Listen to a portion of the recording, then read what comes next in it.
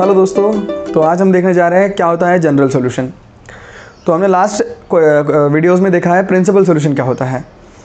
तो general solution समझने के लिए देखिए, आपको मालूम है प्रिंसिपल सॉल्यूशन होता है कि हमारे थीटा की वैल्यूज़ लेकिन कैसी, 0 से बड़ी और 360 से छोटी।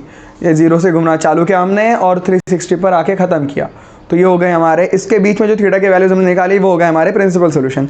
लेकिन अगर हम थीटा को रेस्ट्रिक्ट नहीं करते हैं 360 पे और आगे बढ़ने के लिए खुला छोड़ देते हैं, मतलब थीटा अब आगे भी बढ़ सकता है, सेकंड राउंड कंप्लीट कर सकता है, मतलब 720 डिग्री घूम सकता है, थर्ड राउंड कंप्लीट कर सकता है और घूम सकता है, जितना चाहे उतना घूमेगा और थीटा की जितनी चाहे उतनी वैल्यूज़ अचीव करेगा। तो ये सब सॉल्यूशंस जिसमें आएंगे उसे कहा जाता है जनरल सॉल्यूशंस। तो आइए देखते हैं जनरल सॉल्यूशन के लिए क्या होते हैं फॉर्मूले, जिनका यूज़ करके हमें जनरल सॉल्यूशन निकालना बहुत आसान होने वाला है। तो आइए सबसे पहले हमें 9 टाइप के फॉर्मूले देखने हैं। 9 नंबर देख के बहुत घबराइए मत, 9 मतलब बहुत ज़्यादा फॉर्मूले नहीं होते हैं, उनकी बहुत आसान सी टेक्निक्स हैं। सबसे पहले 3 के ग्रुप में हमने डिवाइड करने वाले हैं। सबसे पहले वाले sine theta equal to 0, cos theta equal to 0 और टैन थीटा इक्वल टू 0, मतलब इक्वल टू में 0 आने वाला है। देखिए मैं लिख रहा हूँ, सबसे पहला वाला होगा,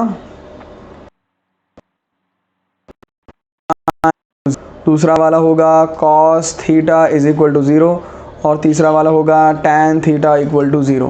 अगर साइन थीटा इक्वल टू 0 है तो थीटा इक्वल टू होगा n पाई। अगर कॉस थीटा इक्वल टू 0 है तो होगा twice n plus 1 pi by 2। और अगर टैन थीटा इक्वल टू 0 है तो ये भी होगा थीटा इक्वल टू n पाई।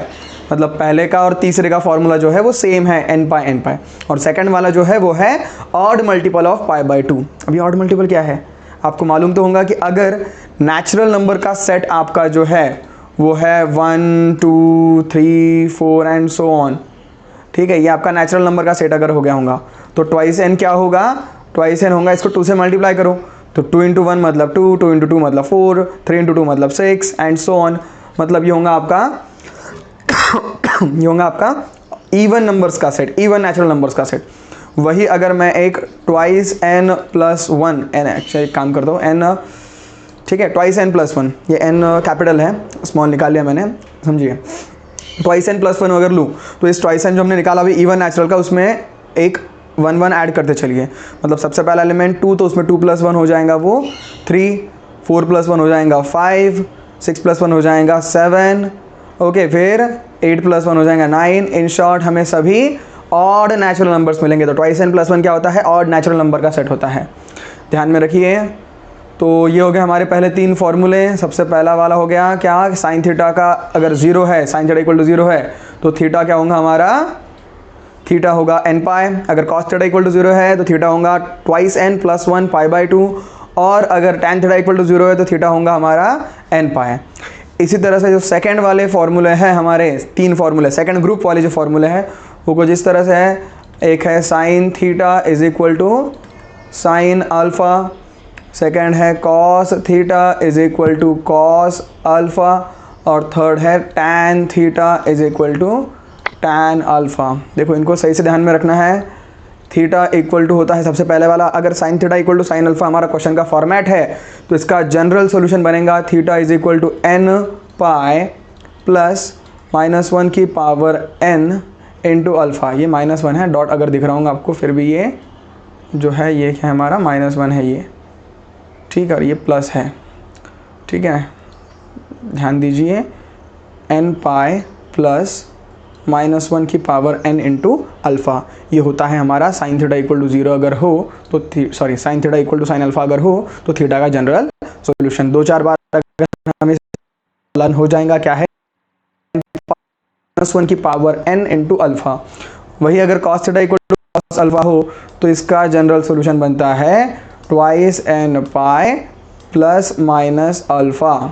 और अगर tan theta equal to tan alpha है तो थीटा इक्वल टू बनेगा n पाई प्लस अल्फ़ा।